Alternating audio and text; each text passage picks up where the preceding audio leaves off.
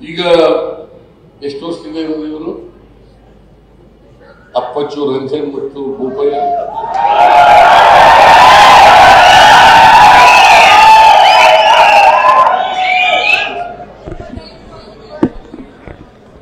ಇಪ್ಪತ್ತೊಂದು 25 ವರ್ಷ ಇದ್ದಾರೆ. ಏನಪ್ಪ ಕೊಡಗಿ ಮಾಡಿ ಕಟ್ಟಾಕಿದ್ರು?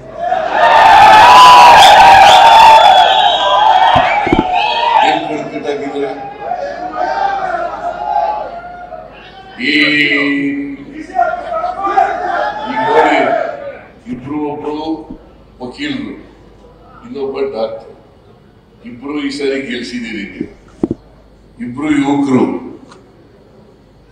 ಕೊಡಗಿನ ಬಗ್ಗೆ ಅಪಾರವಾದಂತಹ ಕಾಳಜಿಯನ್ನ, ಇದನ್ನ ಅಭಿವೃದ್ಧಿಪಡಿಸಬೇಕು ಅಂತಕ್ಕಂಥ ಬದ್ಧತೆಯನ್ನ ಇಟ್ಕೊಂಡಿರ್ತಕ್ಕಂಥವ್ರು ಇಬ್ರು ಶಾಸಕರು.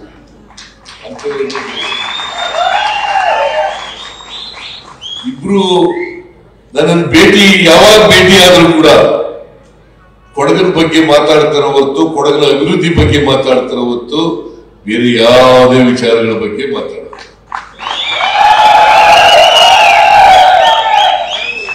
ಆ ಬೋಪಯ್ಯ ಅಪ್ಪಚ್ಚು ರಂಜನ್ ಬೇಕಾ, ಇಲ್ಲ ಪೊನ್ನಣ್ಣ ಮಂತ್ರಗೌಡ ಅಂತ ಬೇಕಾ ಅಂತಕ್ಕಂಥದ್ದನ್ನು ಇವತ್ತು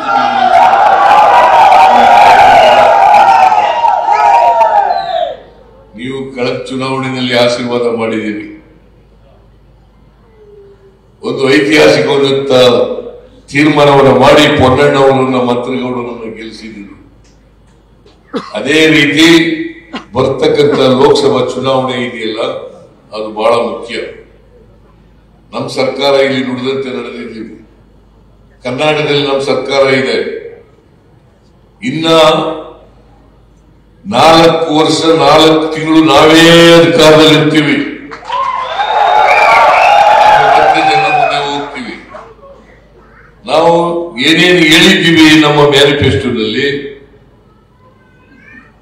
ಯಾವ ಗ್ಯಾರಂಟಿಗಳನ್ನ ಜಾರಿ ಮಾಡ್ತೀವಿ ಅಂತ ಹೇಳಿದೀವಿ, ಅವೆಲ್ಲವನ್ನು ಕೂಡ ಜಾರಿ ಕೊಟ್ಟು ಜನರ ಪ್ರೀತಿಯನ್ನ, ವಿಶ್ವಾಸವನ್ನ ಉಳಿಸ್ಕೊಳ್ತಕ್ಕಂಥ ಕೆಲಸವನ್ನ ಮಾಡ್ತೇವೆ.